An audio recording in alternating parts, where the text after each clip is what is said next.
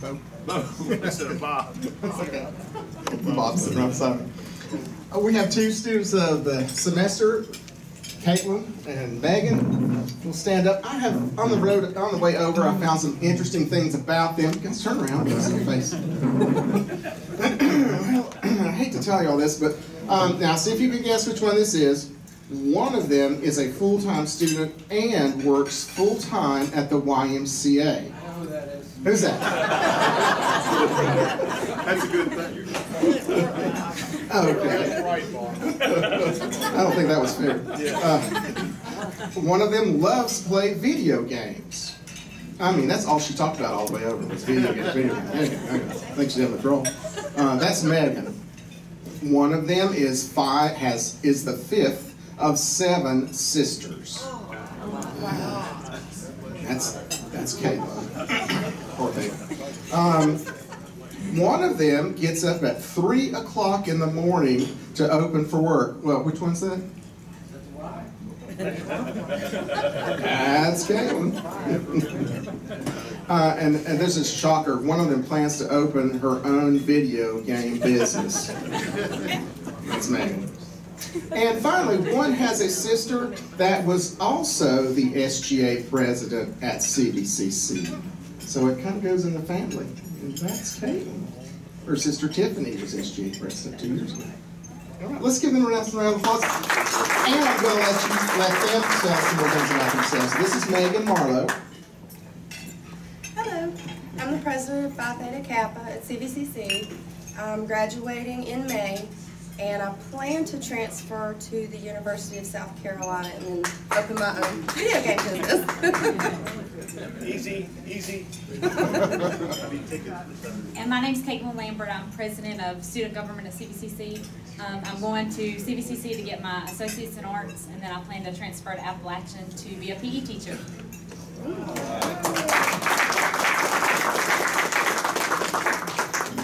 Well, congratulations on being selected, and we are glad to have you here with us. And we've got something for you. You know, it's getting dark earlier, and it's dark when you go, especially if you go open up at the wide in the morning. So we have a flashlight, a rotary flashlight keychain. There aren't many of these in the world. Four-way test. Four-way test applied. Al has a special guest. President David and fellow Rotarians, I have with me today our foreign exchange student who's living with us this year. She's from Uruguay. I'll let her talk a little bit about how Rotary has influenced her life down there and her family's life. But please welcome Federica Rodriguez Rebafello.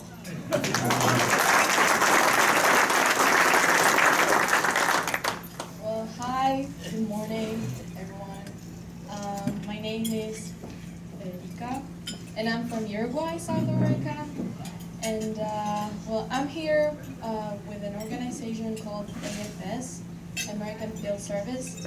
But we have a lot of Rotary in my country, and well, it's good to know that Rotary do a lot of pretty good things, and it's pretty big in my city, and it's only male. That when I came here, that was kind of weird, like say women part of Rotary, but we have like a wife Rotary, just for Rotary wives of the men, and my grandmother is part of those wives of the men, and my grandfather was a Rotary president. And we also have Interact that is pretty big in my city, and they do a lot of good stuff. They help hospitals and people in need, and we have it rains a lot, and we have foundations. They look for sources to help them.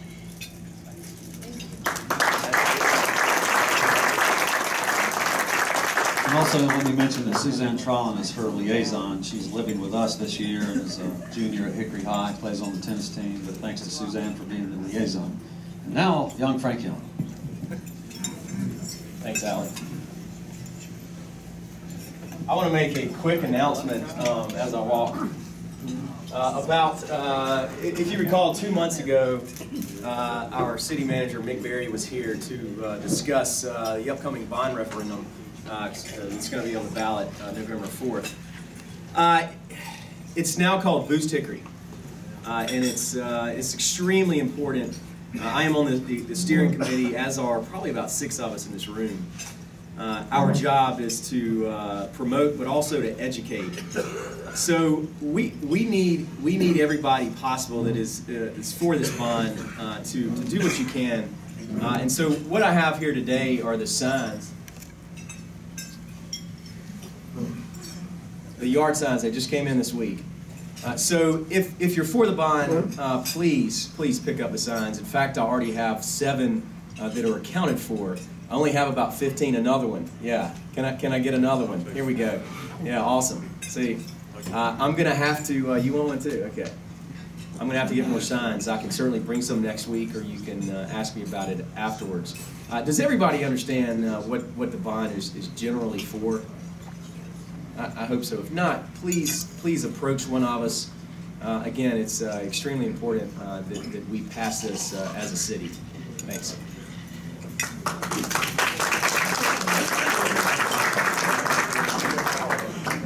Thank you, Frank. You have on your tables, there are descriptions of proposed members. This is the 2nd week that they've been out, so review those, and if there are any issues or objections, they need to be brought to the board's attention. And then if not, then they have been approved by the board, and they will move forward in the membership process with the orientation.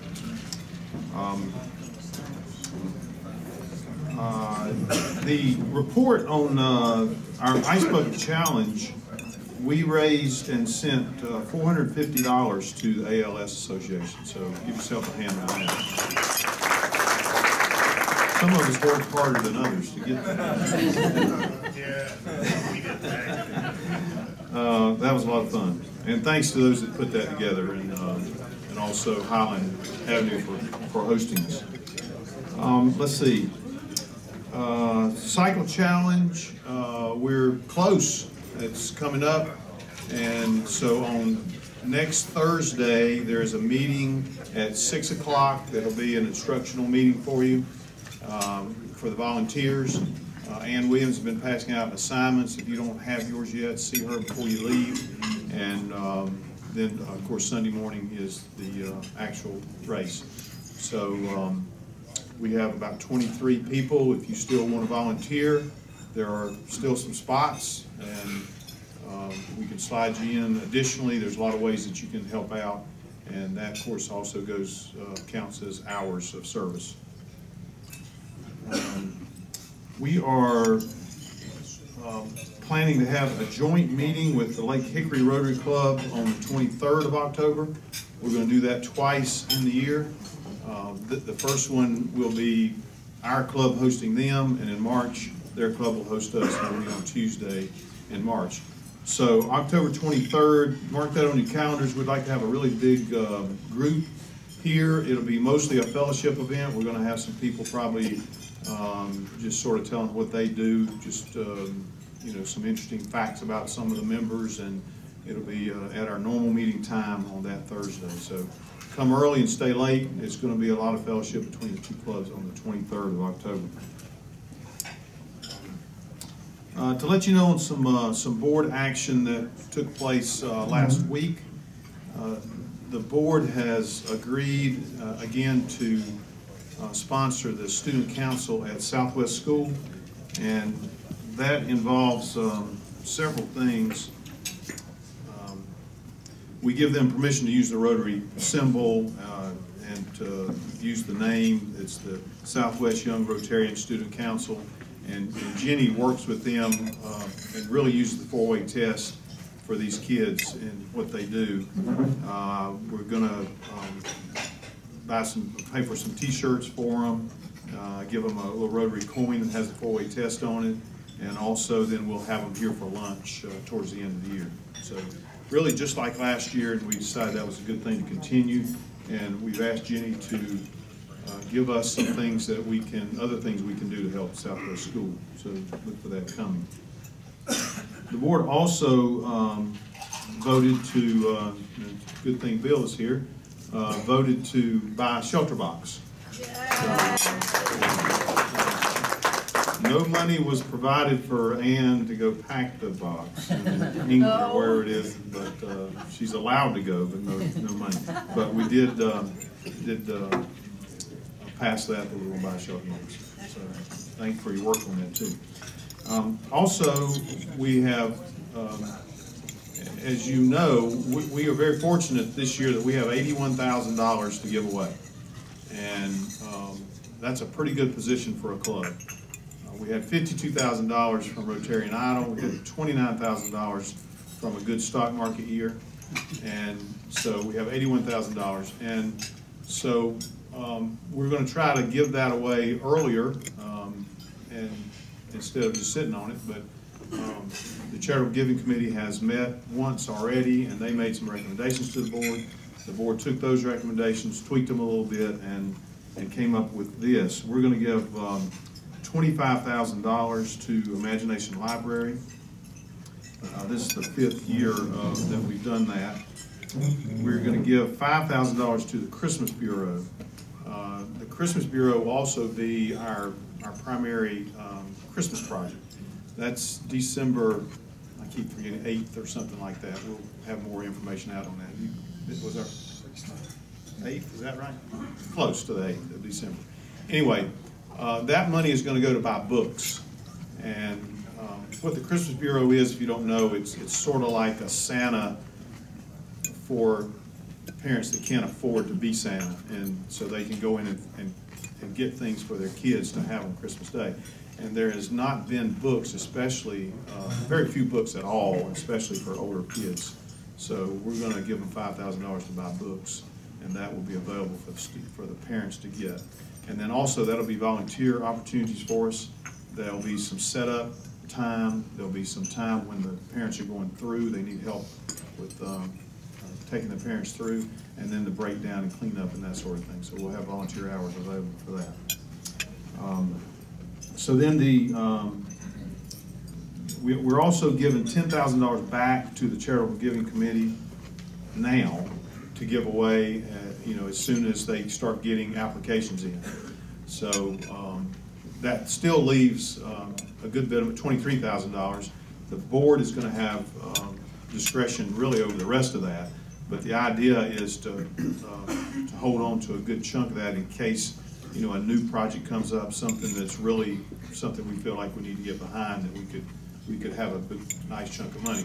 If something doesn't come along like that, then we'll release another chunk to the charitable giving as the year goes along, so we'll have things available, because we don't expect every good thing that we want to give money to come in the next 2 months. So we've got $10,000 available right now, so if you know of an organization or a cause that is needing some money, we have to give away. If they've got a better chance if it can tell how wonderful we are and giving them the money, and really just to promote what we're doing as Rotarians. Not that we're tooting our horn so much, but we just want to know that that's what we do. And our primary emphasis is early childhood education until we change that. But anything is available, but those are the things that are going to be given the most priority. So those applications are available on the website as well. Let's see, it's plenty of announcements in it. So Mitzi Gelman has our Rotary moment.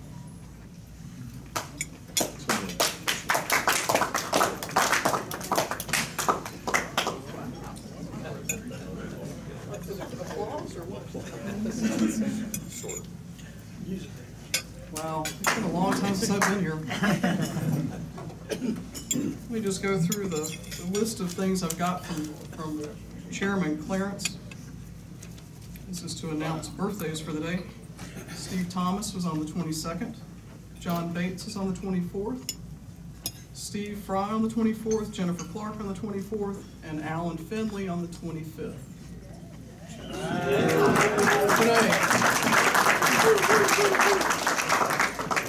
Alan do not show us your birthday suit. Thank you. The other announcement I had to make too, because there's a special phone-in call I got this morning, was to announce that Watts Rogers' birthday is also today. He's 6 and is a future Rotarian in grooming right now. Yeah. So Clarence put a lot of pressure on me. He said that, you know, people really wanted me back. I think it was the whole flying squirrel story. If y'all didn't hear it years ago, then, you know, it's a tough to top the flying squirrel story. If you want to reprise that at some point, I might be persuaded to do that again, but it's pretty funny. But other than that, you know, most of my stories, I'm not a good joke teller. I can tell you the first joke I learned when I was like 6 years old still, and that's probably about the only one I've ever retained. So I tend to go to my vault of personal experiences, because I think personal experiences are by far the funniest things that ever happened to you in life. So I'm not sure how much time I have. Oh, wow. Really? Yeah, like 2 minutes. 2 minutes, okay. So let me go really fast then. So years ago, my dad was really sick for a long period of time. He was in the hospital. So this does get funnier. I'm getting to it. You have to work with me on this. We've been in the hospital for so long at Baptist that after a while, you begin to think of that place as your home, and you help yourself to different supplies that might be around, and you have a way of customizing your room, and you start to treat things like your own. So at some point, my dad said, we said, do you want us to bring anything special from home to eat? And he said, beef stew would be great. Beef stew was just like a day like today. It was cold, kind of chilly. So we made like beef stew with red wine and all. It was great. It was like the best beef stew you'd ever seen in your life. So we drive it down to Winston-Salem, and we get there, and we go, oh darn, no bowls. So lucky for us, his room was right across the street from the supply closet, which comes to the part about you feel really comfortable helping yourself to the things that are there because it has now become your home. So I go inside and I look in the supply closet, I'm looking around like, man, I just don't see any bowls in here. And then I found the perfect bowls. There are these little round bowls with a little lid on them. They had stuff printed on the outside where you could write your name and stuff, So, and they're all in plastic containers. They're all clean, they're brand new. So I open the bag up and get like 6 or 7 of them. I go down to the microwave station at the nurses wherever, and we warm up the stew, and we come back. And I wish I had one. This is what I got to show you, but this is not exactly what it looked like. But so if you imagine we're all standing around in the room and we're eating stew, and the nurse comes in, and she shrieked, and she ran out. And about 2 seconds later, the head nurse comes in, and she goes, what exactly is going on in here? We're having beef stew. So that's my story.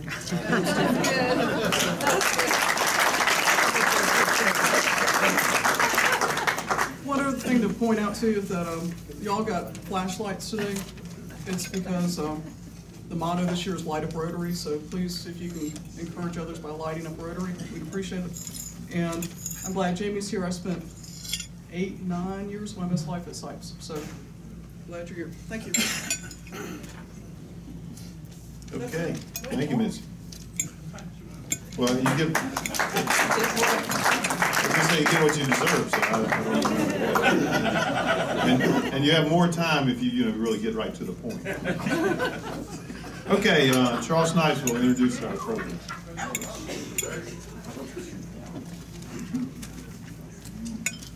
Thank you, President David.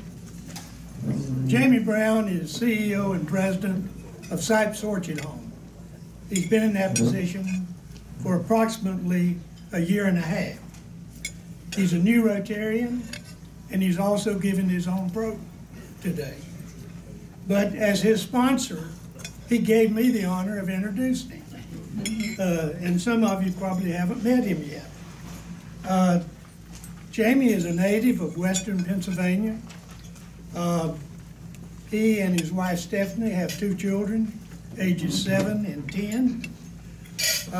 He holds a master's in counseling from Slippery Rock University, and I always wanted to meet someone who knew something about Slippery Rock. They used to have a heck of a good football team. He also has an MBA from Montreat College. In 2005, he moved to North Carolina to join the staff of Grandfather Home for Children up in the mountains. He stayed in that position, served in a number of capacities until he was named CEO of Sipes Orchard Home. I have been associated with Sipes Orchard Home for 46 years, and I know firsthand the tremendous work they do with the people they work with. I had the privilege of being a director for 32 years, and I've been a director emeritus for 14 years. But it's just such a privilege to be associated with an organization that is doing that much good, primarily with young people. Jamie is doing a great job as leading that organization. And Jamie, we are glad that you're in Hickory and Catawba County. And we also are very glad that you're a member of the Hickory Rotary Club.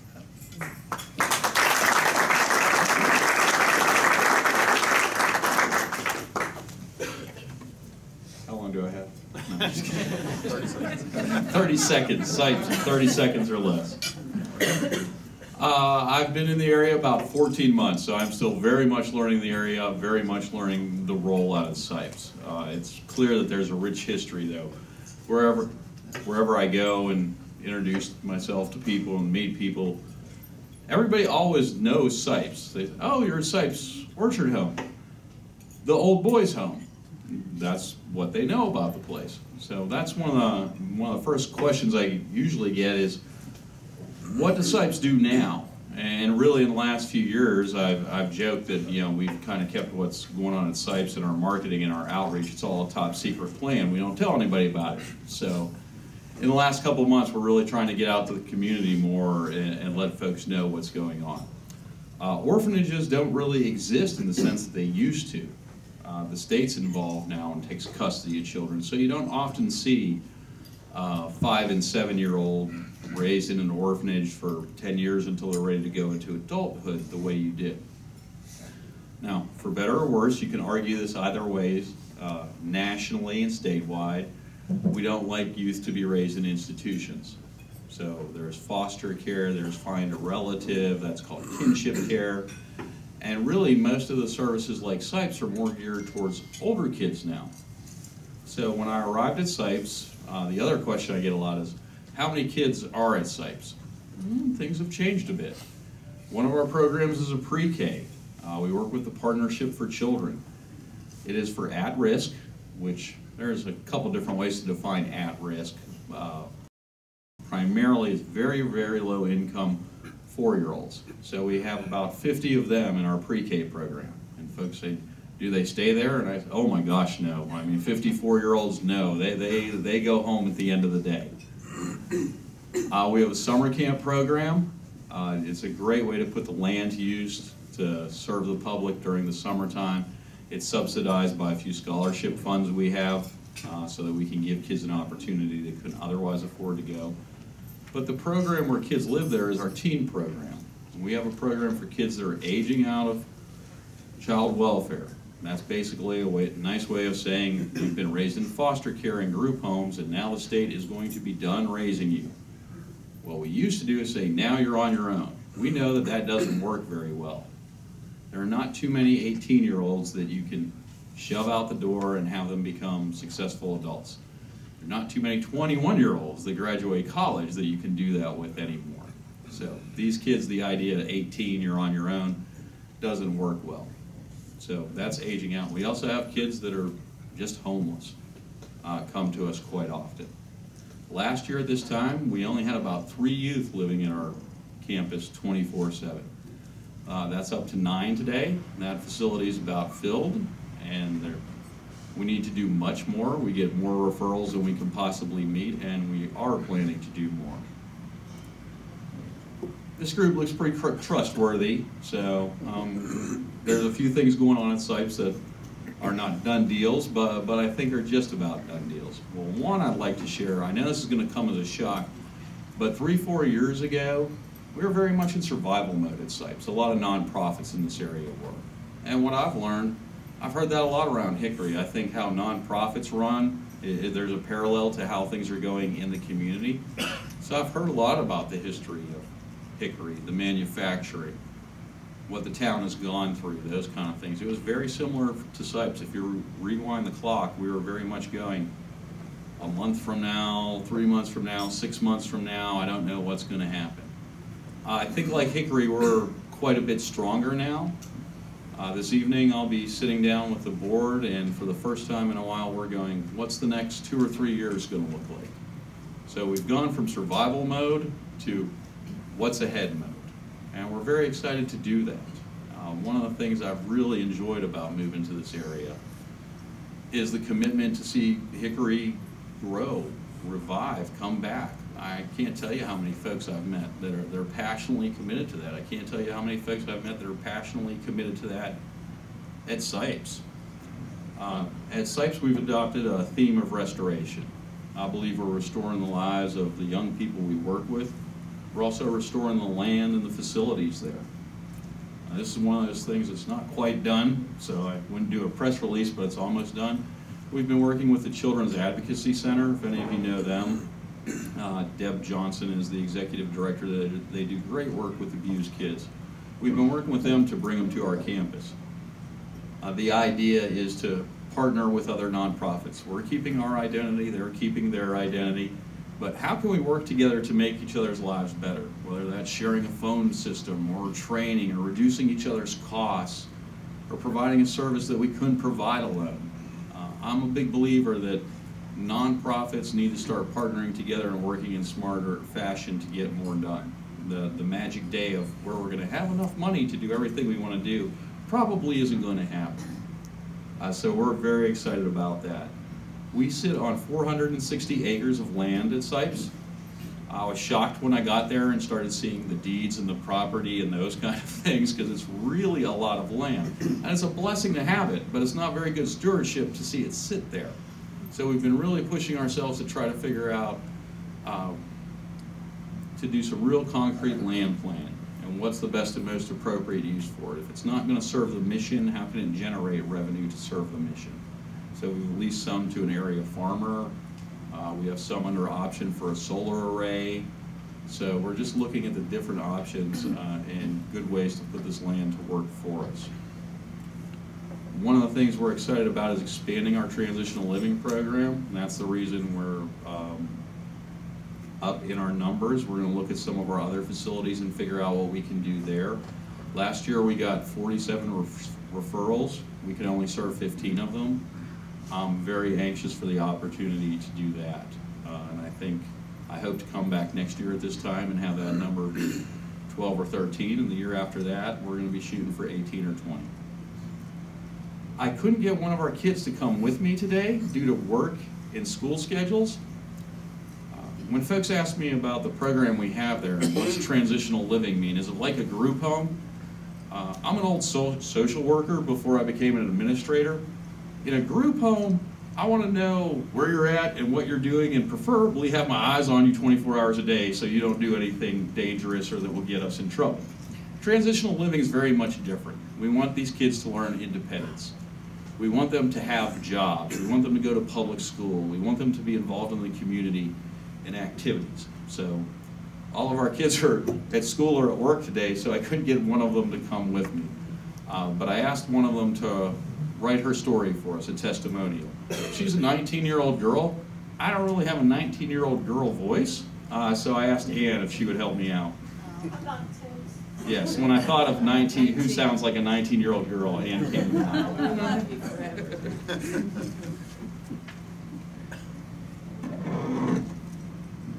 My name is Delilah. I'm 19 years old. I've been at SIPES Orchard Home since February. I grew up in a difficult way. It consisted of abuse, neglect, and things that a child should definitely not witness or go through. At 18, I dropped out of school due to my life at home. My mom partied and I was taking care of my younger siblings. I really had nobody to support or motivate me. Later that summer, I ran away from home. With no education and no job, I couch hopped with whoever would take me in for a few days. I was homeless. I slept on friends' floors and was praying for a blessing. I felt hopeless. I said to myself, Mom was right. I have no purpose in this world. In February, I came to SIPES, and it was a blessing. Ever since I moved into this program, I've had the right counseling and support. The program has lifted me off the ground, and it has given me hope and made me the person I am today. Since February until now, I have achieved the things that I thought were impossible to accomplish. I graduated high school in May. I'm furthering my education at CVCC. I have 2 jobs. I want to purchase my own car and rent my own place to call home. My prayers were answered, and I'm truly blessed to have this program by my side. I've met former residents that had a similar life situation as me and are trying to break free from their past. I'm grateful for who made this program possible. It has changed my life forever. Thanks, Dan. Appreciate it. Folks often ask me what they can do for SIPES, and this is usually the part of the presentation where folks ask for money. I'm not going to do that. We'll be emailing you about the charity committee. But what folks can do for SIPES, I believe that this is ministry, so I ask folks for prayer. I have been amazed, and it's been a blessing to us. I was telling Charles earlier, I had more volunteer groups out there this summer than I did probably in 5 years at my other job. So this community has really impressed me in that way. That, I mean, folks will just come out and do whatever on the grounds, or rebuild a deck, or work with the kids. I've been so impressed by that. So really, like I said, we're looking at volunteers with little kids, big kids, or if you're like me and you spend a lot of time in the office, when you volunteer, you might want to get your hands dirty. We have those projects as well. So that's what groups have been doing for us lately. And the verse that's been in my head since I came to Hickory, and have been reading and praying, but this has been almost since I started in July. It comes up a lot. For I know that I have plans for you, plans to prosper you and not harm you, plans for hope and a future. I believe for kids like Delilah and the other kids we have in our transitional living, this is very much that. These kids can make it. This is not an impossible problem we have to solve. They just need the right environment and right support. Thank you for having me today.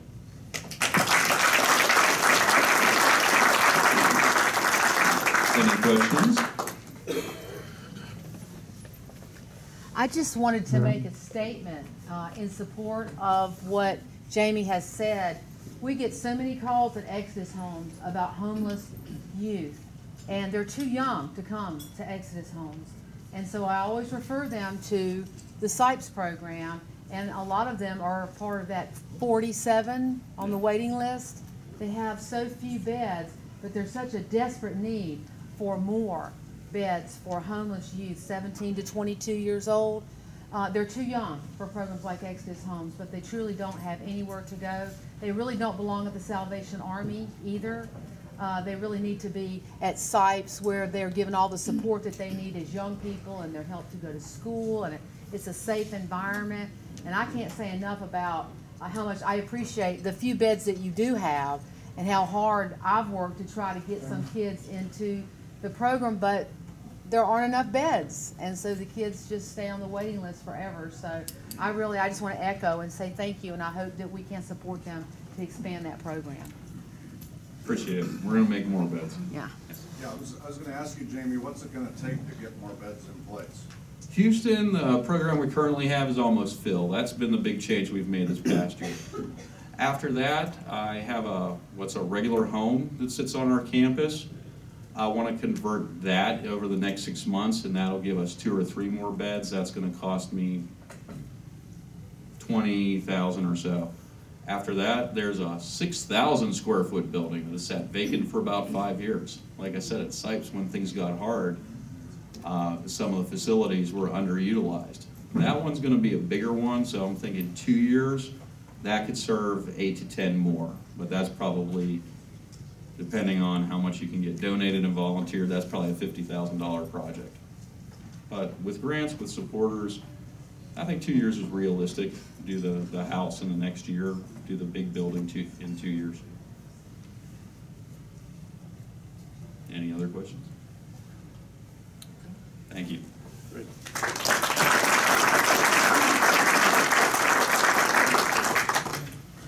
Thanks for bringing that to us. Okay, Dean will come forward. I want to say thanks to Suzanne for filling in last week. I didn't mention that. Thank you for doing that.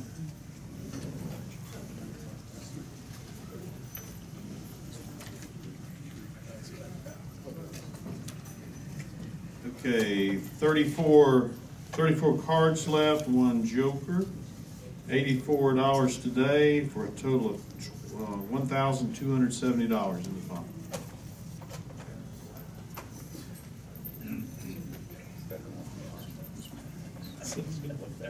$552,897. 552,897.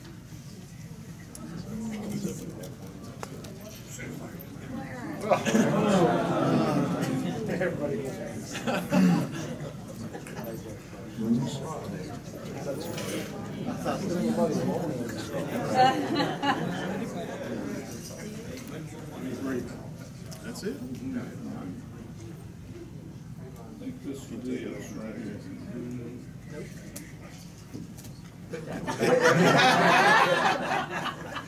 Free lunch. Free lunch.